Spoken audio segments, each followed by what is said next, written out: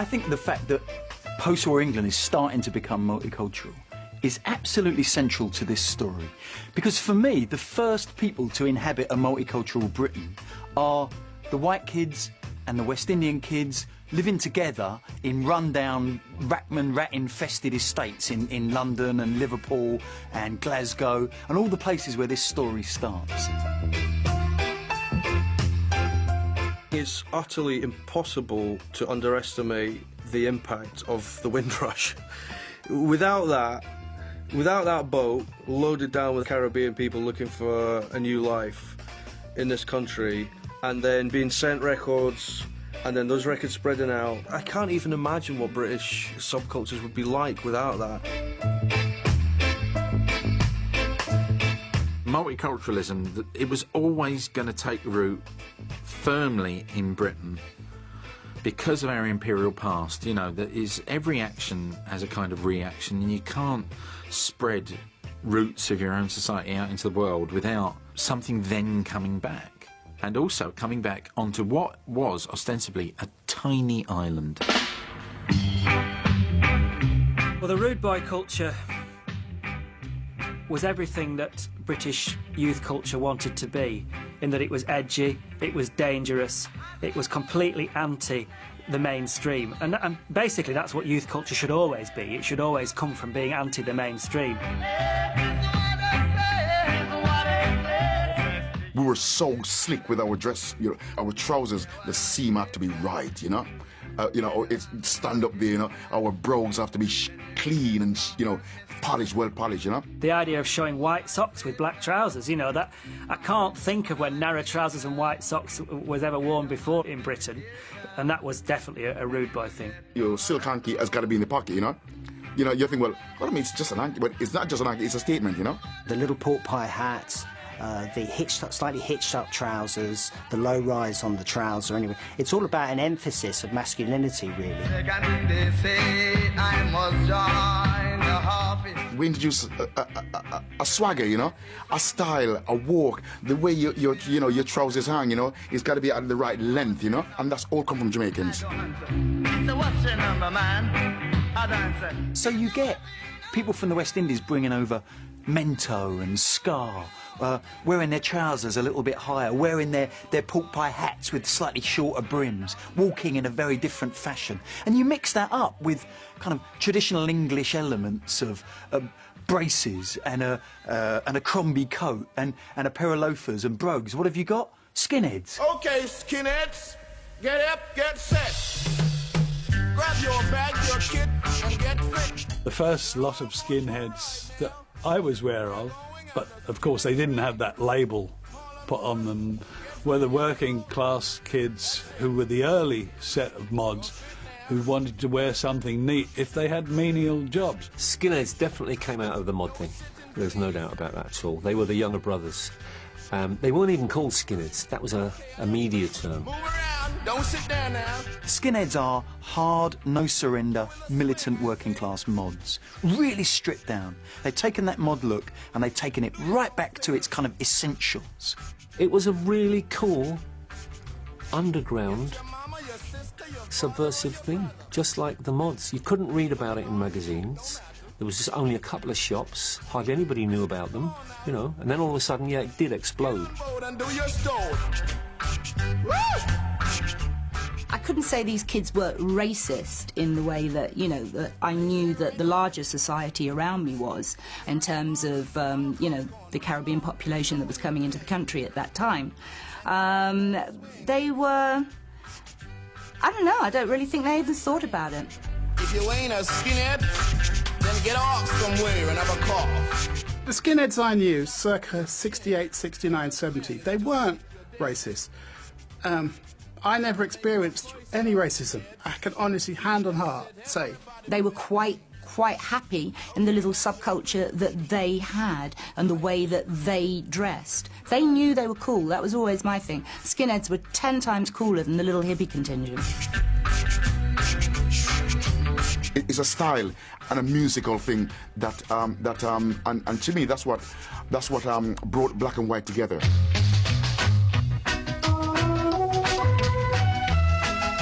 The original skinhead look came out of American Ivy League. No doubt about that whatsoever. You know, the haircut with the slightly pointed high parting, the button-down shirts, the waisted jackets. Those guys had their hair cut short because they dug the way astronauts had those buzz cuts.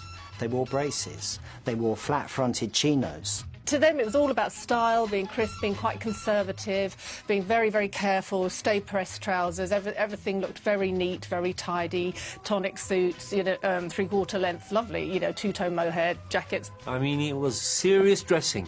No creases allowed. You know, you'd be pressing and you'd be polishing your shoes. Immaculate.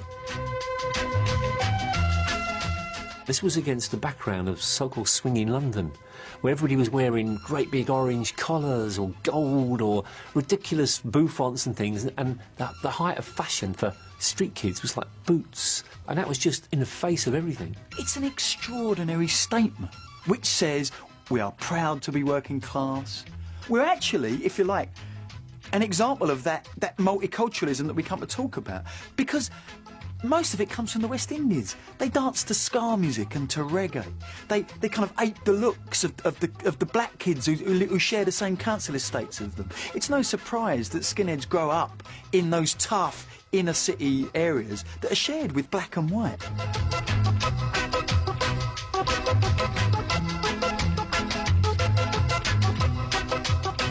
The girls looked fantastic, I thought. The girls were wearing suits. The girls were getting their suits made. They were wearing tonic suits. They would wear white, opaque tights.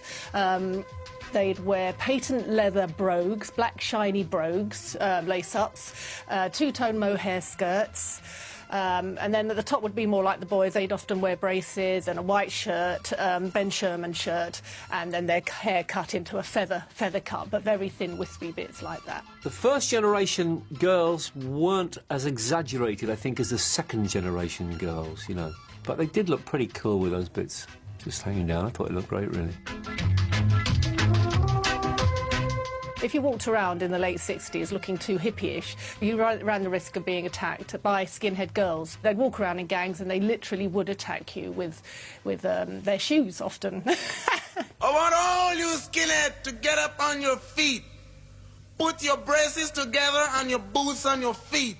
And give me some of that old moon stomping. The skinhead is an obvious folk devil who can inspire moral panic, and I think that it's very, like everything, it's very difficult to tar people with the same brush.